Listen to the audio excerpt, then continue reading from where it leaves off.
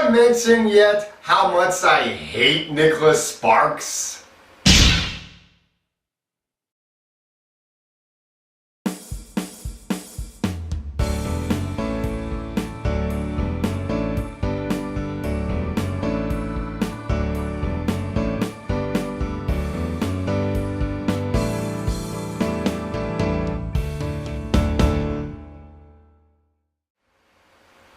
The Longest Ride, directed by George Tillman Jr., starring Scott Eastwood and Britt Robertson.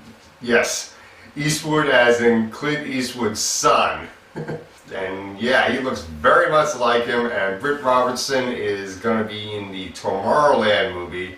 So this is the bad Britt Robertson movies. Let's hope the good Britt Robertson movie is much better than this.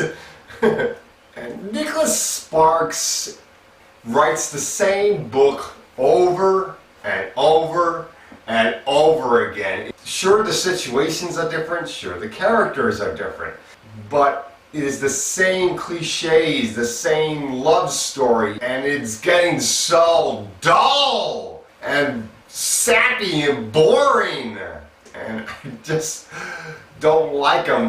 Really, the only Nicholas Sparks movie I liked was The Notebook, and maybe Walk to Remember and Safe Haven I can tolerate a little bit, but really they're not good movies.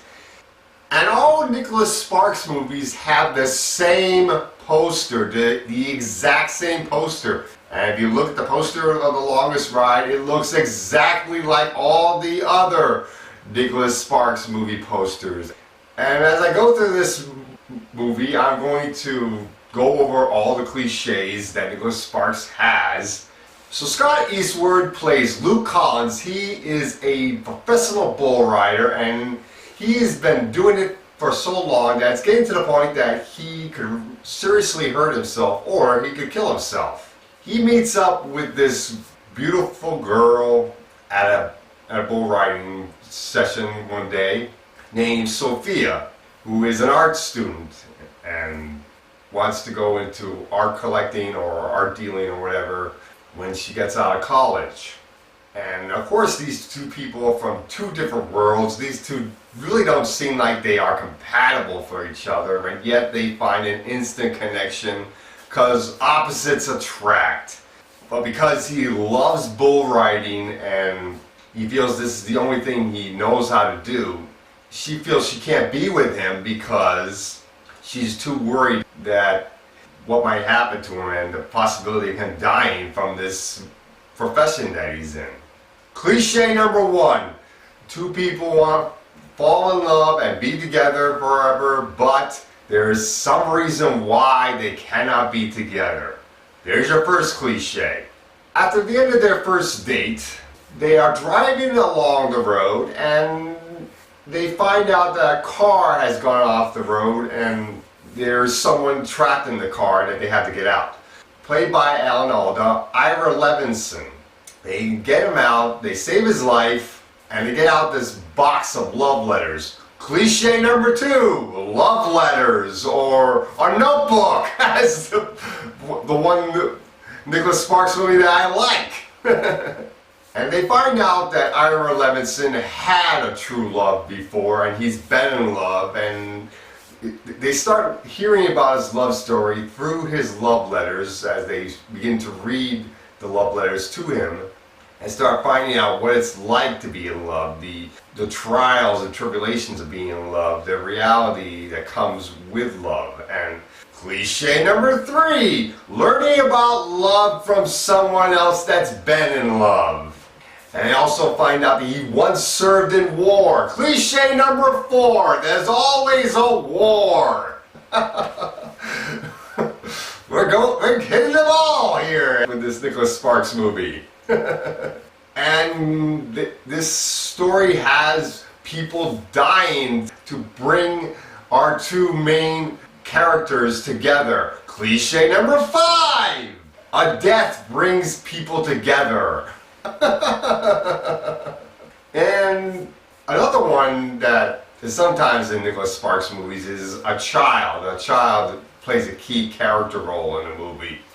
That's in this movie too, cliche number 6.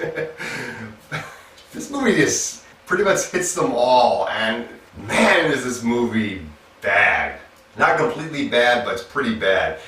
The positives of this movie is Scott Eastwood is a pretty good actor. I feel like he could do this role in his sleep. He seems like he's been born for this role. You know, he doesn't have much charisma for it, but I presume that with the right role, you probably show a charismatic performance. Britt Robinson, yeah, she's okay. I would think that she will probably be much better once I see the Tomorrowland movie, but this movie, there wasn't much to her character in this film. Alan Alda, he's Alan Alda. He's good in anything.